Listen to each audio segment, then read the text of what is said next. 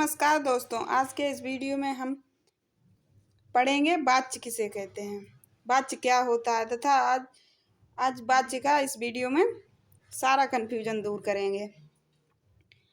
आप वीडियो पूरा जरूर देखें। परिभाषा वाच्य किसे कहते हैं। वाच्य क्रिया का वह रूपांतरण है जिसके द्वारा पता चलता है कि वाक्य में कर्ता, कर्म या भाव में से किसकी प्रधानता है। कोई भी साधारण वाक्य जिसमें हम वाच्य को पता करेंगे कि वाच्य को उसमें कैसे पता करेंगे कि उसमें कर्ता की प्रधानता है या कर्म की या फिर भाव की प्रधानता है, इसी को हम वाच्य कहते हैं।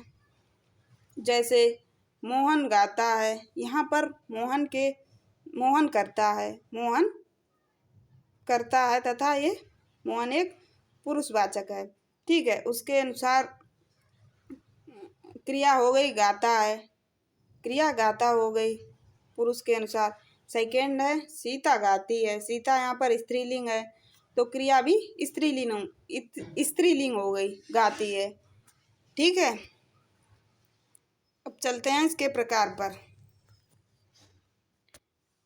वाच्य के प्रकार। वाच्य के सामान्यतः 3 प्रकार होते हैं। कृतवाच्य, सेकेंड है कर्मवाच्य और थर्ड है भाववाच्य। नंबर फर्स्ट देखेंगे, कृतवाच्य किसे कहते हैं।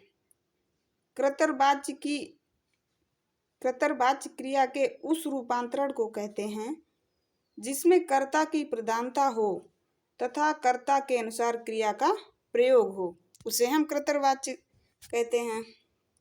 जैसे मोहन गाना गाता है, मोहन गाना गाता है, यहाँ पर कर्ता की प्रधानता है, उसे हम कृतवाच्य कैसे कहते हैं, मोहन गा रहा है।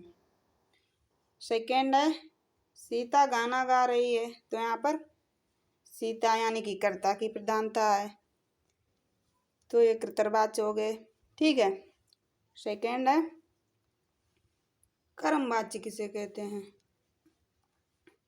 कर्मवाच्य क्रिया के उस रूपांतरण को कहते हैं जिसमें कर्ता की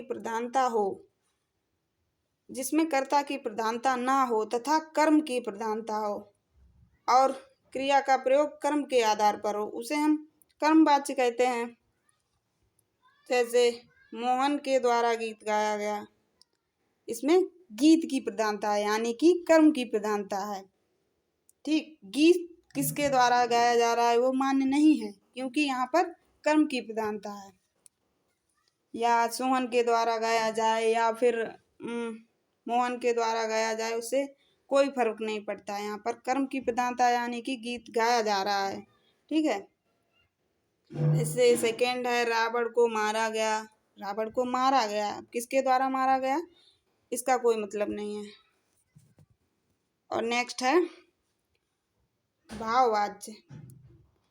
भाववाच्य किसे कहते हैं। क्रिया का वह रूपांतरण भाववाच्य कहलाता है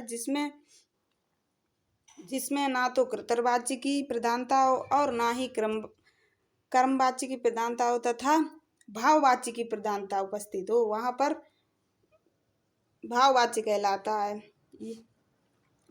कहलाता है या क्रिया की प्रधानता का बोध कराते हैं भाववाच्य, उसे हम भाववाच्य कहते हैं। जैसे हम साधारण शब्दों में कह सकते हैं कि जहाँ पर भाव की प्रधानता हो वहाँ पर हम भाववाच्य उसे कहते हैं। ठीक है, अब इसका एग्जाम्पल है, जैसे मुझसे चला भी नहीं जाता, यहाँ पर भाव उत्पन्न हो रहा है कि उससे चला भी नहीं जाता, चलना एक भाव है, यहाँ पर चला भी नहीं जाता, सीता से हंसा भी नहीं जाता। ठीक है,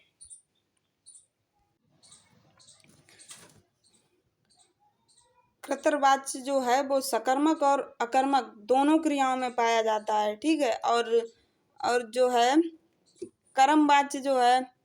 कर्मवाच्य केवल सकर्मक क्रियाओं में मिलता है और भाववाच्य केवल अकर्मक क्रियाओं में मिलता है। ठीक है, आशा करते हैं आपको समझ में आया होगा वाच्य किसे कहते हैं तथा उसके भेद। अच्छा लगे तो वीडियो को लाइक ज़रूर करें एंड सब्सक्राइब करें। Thank you.